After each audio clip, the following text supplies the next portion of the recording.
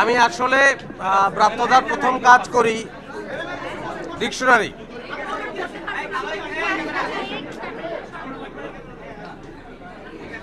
সবাই সাইলেন্ট।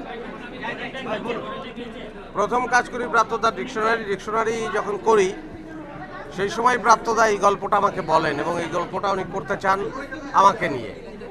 গল্পটা শুনে এই চরিত্রটা করার জন্য আমি তখন থেকেই খুব এক্সাইটেড, কারণ আমার মনে হয়েছে আমি অনেক চরিত্র অভিনয় করেছি কিন্তু এমন একটা চরিত্রে আমি অভিনয় করি নাই আসলে। এরকম বহুমাত্রিক একটা চরিত্র, এতগুলি স্তর তার, এত অভিনয় তার, এবং বলতে গেলে সর্বরসে ভরপুর এই চরিত্রের কখনো কথা শুনলে হাসতে হয় সংলাপগুলো শুনলে, এবং কখনো কখনো তার কর্মকাণ্ডের রোমহর্ষ হয়, ভয়ঙ্কর মনে হয়। হ্যাঁ, একটা ভয়ঙ্কর লোকের চরিত্র, কিন্তু তার অনেকগুলো দিক, সেটাই আমাকে আসলে টানে এবং কাজটা করার পরে আমি কাজটা ডাবিংয়ে যখন দেখি আমি খুব স্যাটিসফাইড। আমার মনে হয়েছে যে আমি করতে যা চেয়েছি তা সেটা করতে পেরেছি। আমি চাই আমাদের মানুষ আমাদের সিনেমাকে ভালোবাসে, আমাদের সংস্কৃতিকে ভালোবাসে, আমাদের নাটককে ভালোবাসে বিধায় আমরা এখনো কাজ করে যাচ্ছি এবং আমি আশা করছি দর্শক তাদের ভালোবাসাটা প্রদর্শন করবে, দর্শক হলে আসবে, হুব্বাকে দেখবে। মোশাররফ ভাই, আজিজ ভাই বলছিলেন যে হুব্বা না দেখলে আসলে সিনেমাই দেখেননি, যে দেখেননি, এটা আসলে কেন?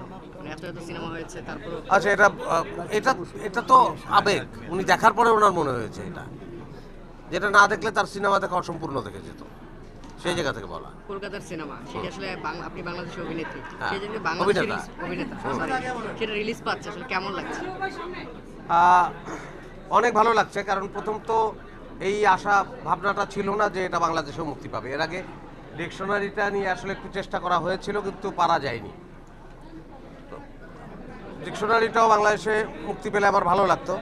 তো আমি জানতাম শুধু যে এটা কলকাতাতেই মুক্তি পাবে বা পশ্চিমবঙ্গে মুক্তি পাবে, সেখানে বাংলাদেশেও এটা মুক্তি পাচ্ছে, বাংলাদেশের মানুষ হুব্বা দেখতে পাচ্ছে, এতে আমি আনন্দিত, ভীষণভাবেই আনন্দিত। কারণ আমি ডিকশনারির সময়ই চাচ্ছিলাম যে ডিকশনারিটা বাংলাদেশের মানুষ দেখুক, কিন্তু সেটা তো আর সম্ভব হয়নি। এবার যেহেতু সম্ভব হলো, এটা অত্যন্ত আনন্দের সংবাদ, ভালো লাগছে এবং সবার কাছ থেকে সেই সাড়াটা পাচ্ছি।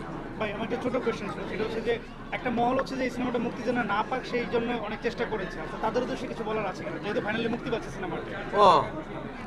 মানে এটা থাকতে পারে, কিন্তু আমি বলতে চাই এই রকমটা হওয়া ঠিক না। আসলে আমাদের সিনেমাকে এগিয়ে নিয়ে যাওয়ার জন্য হচ্ছে সকলের ছবির জন্যই সকলের সহায়তা দরকার। সবসময় সবচেয়ে বড় সহায়তাটা যারা করে আসছে আমাদের সংস্কৃতিকে টিকিয়ে রাখার জন্য, আমাদের নাটককে, আমাদের সিনেমাকে টিকিয়ে রাখার জন্য, সেটা কিন্তু এদেশের মানুষ, এদেশের দর্শক। কারণ এখন নেটের কল্যাণে এখন সব কিছুই সে দেখতে পাচ্ছে, হলিউড দেখতে পাচ্ছে, বলিউড দেখতে পাচ্ছে, আরও বিদেশি অনেক টাকা পয়সা খরচ করে তৈরি সিনেমা সেগুলোও দেখতে পাচ্ছে। কিন্তু সেইগুলো থাকা সত্ত্বেও কিন্তু এদেশের মানুষ এদেশের সংস্কৃতিকে ভালোবাসে, এদেশের সিনেমাকে ভালোবাসে, এদেশের নাটককে ভালোবাসে।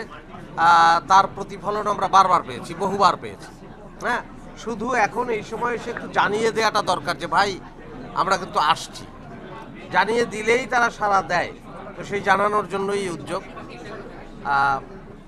ভালো। এবং আমি নির্ভর করতে চাই আসলে, আমি না, আমরা সকলেই যারা বন্ধ করতে চেয়েছিল তাদেরও বলবো, তাদের কাজের ক্ষেত্রেও তাদের কাজকেও আমি আমাদের কাজ মনে করতে চাই, কারণ এটা আমাদের সিনেমা, ওভারঅল আমাদের সিনেমা, তাই তো? যিনি বিরোধিতা করছেন তার সিনেমাও আমাদেরই সিনেমা, তার সিনেমাটাও ভালো চলুক সেটাই শুভকামনা। তাহলেই আমাদের সিনেমা এগিয়ে যাবে এবং দর্শক বরাবর ভালো ভূমিকাই রেখে এসেছে এবং এবারও রাখবে বলেই আমি মনে করি। মেট্রো রেলে, কলকাতা মেট্রো রেলে আপনার এটা কোশ্চেন জানেন, এটা বাসুদা শেষ করে দেবে কোশ্চেন, পরে উনি আবার আইসা বসবে। আচ্ছা, মেট্রো রেল থেকে যেটা বলে, মেট্রো রেলে পোস্টার লাগানো হয়েছে, মেট্রো রেলগাড়ি দেখে আমার মনে হচ্ছে এটা হুব্বা গাড়ি। আচ্ছা, এই মোশাররফ ভাই ছবি দেখবে না, যার যার ইন্টারভিউ নেওয়ার পরে ছবি শুরু হওয়ার পর আপনারা ইন্টারভিউ নিয়েন, এটা ইন্টারভিউর সময় না, সবাই সংক্ষিপ্ত সবাই যান। বক্তব্য রাখবে। ঠিক আছে, ধন্যবাদ সবাইকে, ভালো থাকবেন।